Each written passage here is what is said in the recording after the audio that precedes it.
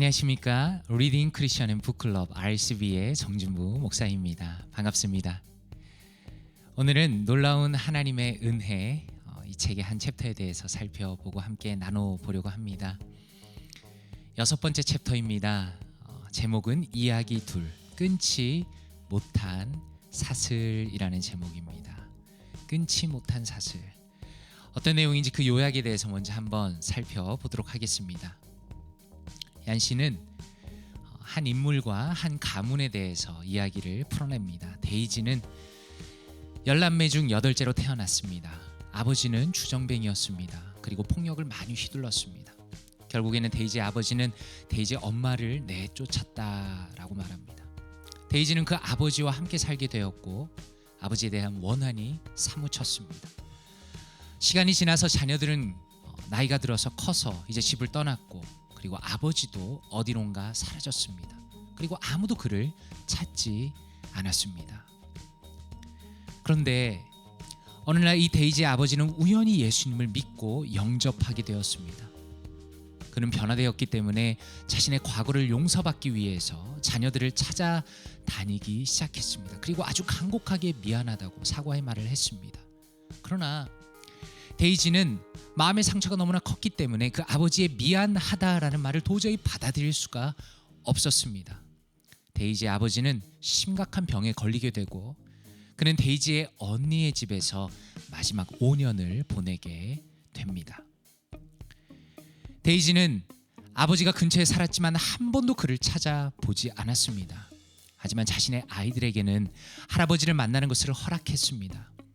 어느 날 자신의 삶의 마지막 날에 그 데이지 아버지는 자기를 찾아온 손녀를 만났습니다. 그리고 데이지라고 자신의 딸이라고 착각합니다. 그리고 손녀를 끌어안고 데이지가 자신에게 와주었다며 눈물을 흘렸습니다. 데이지는 이미 어렸을 때 아픈 경험이 있기 때문에 아버지처럼 살지 않겠다고 결심했습니다. 하지만 그녀는 자신의 집안을 포악하게 다스렸습니다. 데이지는 누군가에게 사과를 해본 적도 없고 남을 용서해 본 적도 없는 사람입니다. 데이지의 딸도 있습니다. 마가렛. 그 마가렛은 자신의 엄마와는 다르게 살겠다고 똑같이 결심을 했지만 마가렛 역시 인생에 큰 어려움을 겪었습니다. 마가렛의 큰아들인 마이클은 머리를 기르고 대마초를 피웠습니다. 마가렛은 도저히 견디지 못하고 자신의 아들에게 살아생전 나는 너를 다시 보고 싶지 않다고 쏘아붙였습니다. 그리고 그 이후로 26년 동안 마이클을 보지 않았습니다.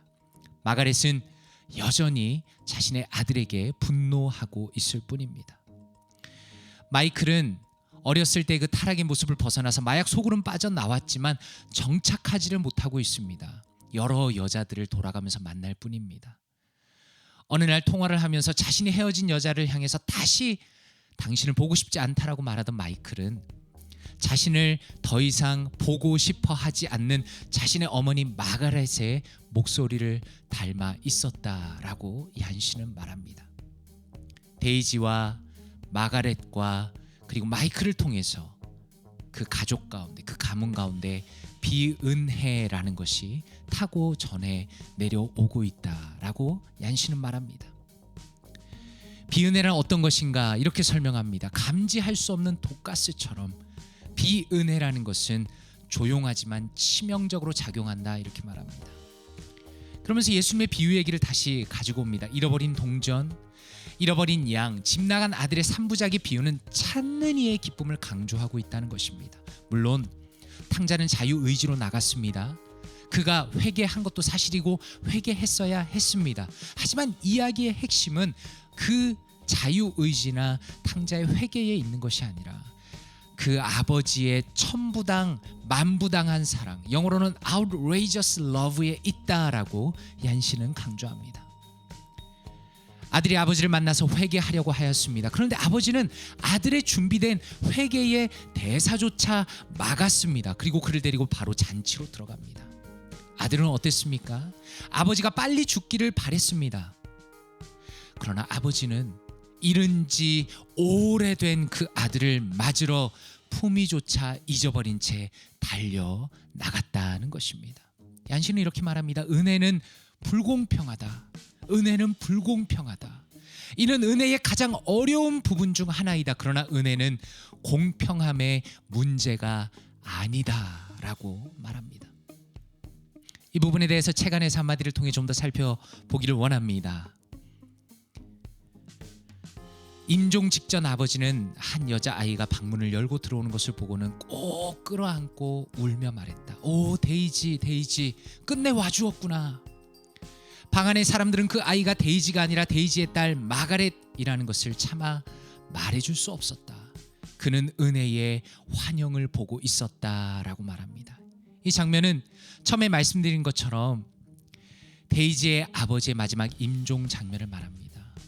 그가 가정을 폭력으로 다스리고 심각한 잘못을 저지른 이후에 예수 그리스도를 용접하고 용서를 바랬지만 그 가정에서 용서를 얻지 못합니다. 그러나 그 인생의 마지막 순간에 자신의 손녀를 자신의 딸로 착각하며 끌어안는 그 장면을 보여줍니다. 얀신은 이 부분에서 은혜의 환영을 보고 있었다 이렇게 말합니다. 그가 그토록 바라던 그 은혜의 장면이 아주 희미하게 바로 이 마가렛의 이 데이지의 아버지에게 비춰졌다라는 것을 보여주고 있는 것입니다.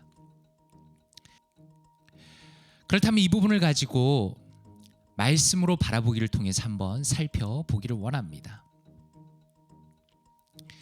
누가복음 15장 20절 말씀입니다. 탕자가 아버지에게 찾아가는 장면이죠. 이에 일어나서 아버지께로 돌아가니라. 아직도 거리가 먼데 아버지가 그를 보고 측은히 여겨 달려가 목을 안고 입을 맞추니 이렇게 말합니다. NIV 성경이 이렇게 번역했습니다. So he got up and went to his father. But while he was still a long way off, his father saw him and was filled with compassion for him.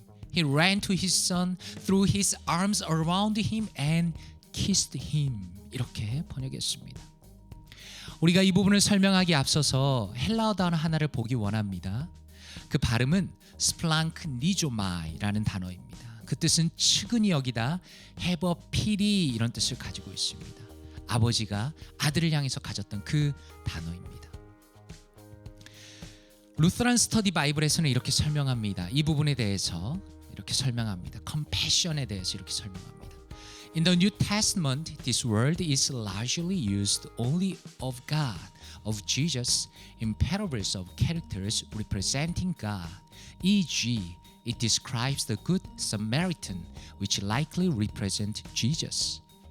The word therefore represents gracious love beyond the human law, understanding and reaching into the life of another.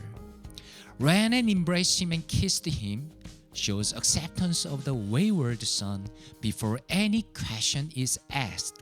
Remarkably, the father ran to his son, which was below the dignity of the older man. 이렇게 해석했습니다. 무슨 뜻입니까?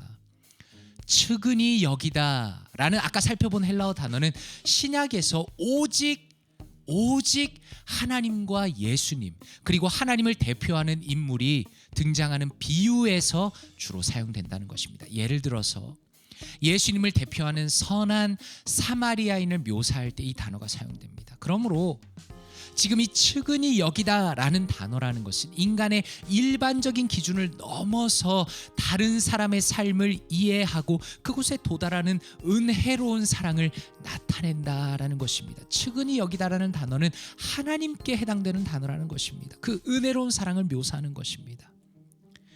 아버지는 아들에게 어떤 질문도 하지 않았습니다. 아들에게 어떤 질문도 하기 전에 아버지가 달려가서 그를 껴안고 입을 맞추었다는 것은 그가 방탕한 아들을 용납하였다는 것을 보여줍니다. 놀랍게도 아버지는 그의 아들을 향해 달려갔는데 그것은 나이든 남자의 위험에 어울리지 않는 것이었습니다 라고 설명합니다. 너무 중요한 부분이죠. 아버지 하나님께서 잃어버린 탕자를 향하여서 달려오신 것, 그리고 그가 회개의 말을 미처 준비하기도 전에 그를 끌어안고 잔치로 들어가 버린 것은 아버지 하나님이 얼마나 그를 용납하였는가를 예수님께서 굳이 강조해서 보여주시고자 했다라는 것입니다. 그렇다면 이 부분에 대해서 RCB 관점으로 한번 살펴보기를 원합니다. 얀 씨는 얀 씨가 처음에 이 인용한 이야기는 자신이 잘 아는 사람들입니다. 자신이 잘 아는 사람을 택하여서 그 가문 안에, 그 가정 안에 흐르는 비은혜의 유전적인 부분을 드러냅니다. 물론 이것은 일반적으로 생각하는 가문에 흐르는 저주, 이런 식으로 해석할 수는 없지요. 하지만 한 가족 전체가 비은혜의, 은혜 아닌 것에 지배당하고 있을 때에 얼마나 오랫동안 고통받고 있는가에 대해서 잘 보여주는 가슴 아픈 예시입니다. 우리가 한 가족의 스토리를 얀 씨를 통해 들으면서 확실한 것은 모두가 고통받고 있다는 것입니다. 용서하지 못하는 사람도, 또 비은혜로 살아가고 있는 사람들 모두가 자신만의 합당한 이유를 가지고 그렇게 살아가고 있습니다.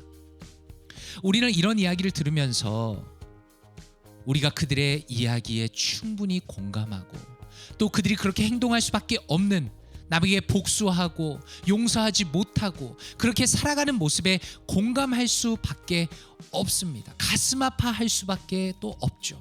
왜냐하면 이 얀 씨의 이야기 자체가 우리 자신의 삶을 그대로 보여주기 때문입니다. 우리는 어떤 사람입니까? 우리는 사실 용서하지 못하는 사람입니다. 우리는 비은혜를 베푸는 사람입니다. 우리는 상대방에 향해서 삿대질하는 사람입니다. 그러나 얀 씨는 어떻습니까? 마지막에 다시 한번 예수님의 비유를 우리에게 상기시킵니다. 하나님이 어떤 분이신가를 다시 한번 기억나게 합니다. 아버지 하나님은 사랑이 지나치게 넘치는, 인간의 기준으로는 이해할 수 없는 사랑이 지나치게 넘치는 파격적인 아버지시다라는 것입니다.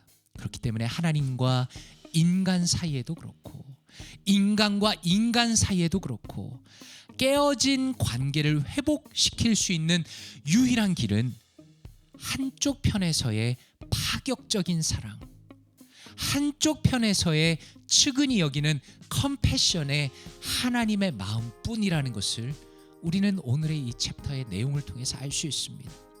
저거는 성도는 어떻습니까? 은혜는 잡을 수 없는 환영으로 존재하지 않습니다. 희미하게 존재하지 않습니다.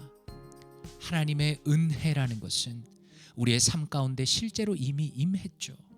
예수 그리스도를 통해서 우리가 용서받고, 예수 그리스도를 통해서 우리가 하나님의 자녀가 되었습니다.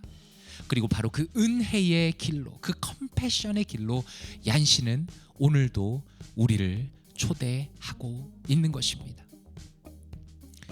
이 부분에 대해서 내 삶에 어떻게 적용할 수 있을까요? 참 쉽지 않습니다. 첫 번째 적용입니다. 당신을 향해 달려오시며 끌어안고 입맞춤하시는 아버지 하나님을 상상해 보십시오.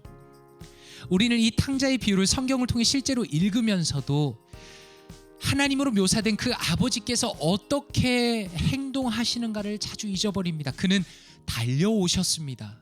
그는 끌어안으셨습니다. 그는 입맞춤하였습니다. 그는 아무런 말도 듣지 않고 자신의 사랑을 풍성하게 표현하였습니다. 우리를 대하실 때 그렇게 대하신다는 것입니다. 아버지 하나님께서 우리를 대하실 때 그렇게 대하신다는 것을 우리가 실제로 다른 사람으로부터 사랑받지 못한다 할지라도 아버지께서는 우리를 그렇게 사랑하신다는 것을 우리의 마음으로 묵상하면서 생각하면서 아버지 하나님을 받아들여 보십시오. 그리고 두 번째로, 당신의 가족이나 혹은 공동체 가운데 깨어지지 못한 이 비은혜의 사슬이 있다면, 내가 누군가로부터 비은혜를 당하였고 또 내가 또 누군가를 향해서 비은혜로 대하고 있다면, 이에는 이 눈으로 갚고 있다면 하나님의 은혜로 당신을 통해서 그 비은혜의 사슬이 깨어지기를 기도해 보십시오. 너무 어렵습니다.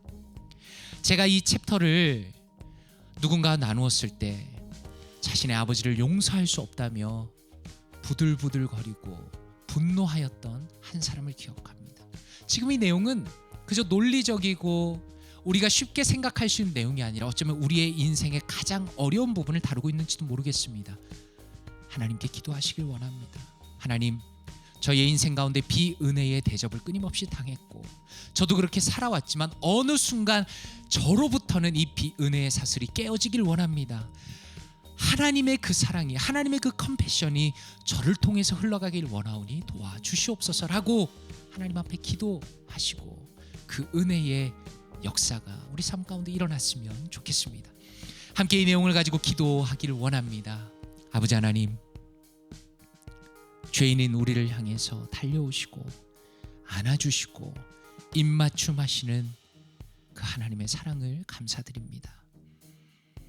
우리의 인생을 살아오면서 수많은 비은혜의 대접을 당했고, 내가 당할 뿐만 아니라 수많은 비은혜의 행동을 통해서 다른 사람에게 상처를 주었습니다. 어쩌면 우리 가족 가운데, 어쩌면 우리 공동체 가운데 이 비참한 비은혜의 사슬이 흐르고 있는지도 모르겠습니다. 하나님 도와주시옵소서. 다른 사람을 향해서 손가락질하고 비난하는 것이 아니라 바로 나의 인생에서부터 하나님의 그 컴패션의 역사가 일어나길 원합니다. 주님만이 보여주실 수 있었던, 그리고 나에게 주신 그 은혜의 사랑과 긍휼함이 저의 인생을 통하여 나의 가족 가운데 또 공동체 가운데 흘러갈 수 있도록 은혜를 더하여 주시옵소서. 성령 하나님께서 우리의 삶과 우리의 마음을 만져주시고 변화시켜 주시옵소서. 감사드리며 살아계신 예수 그리스도의 이름으로 기도드리옵나이다. 아멘.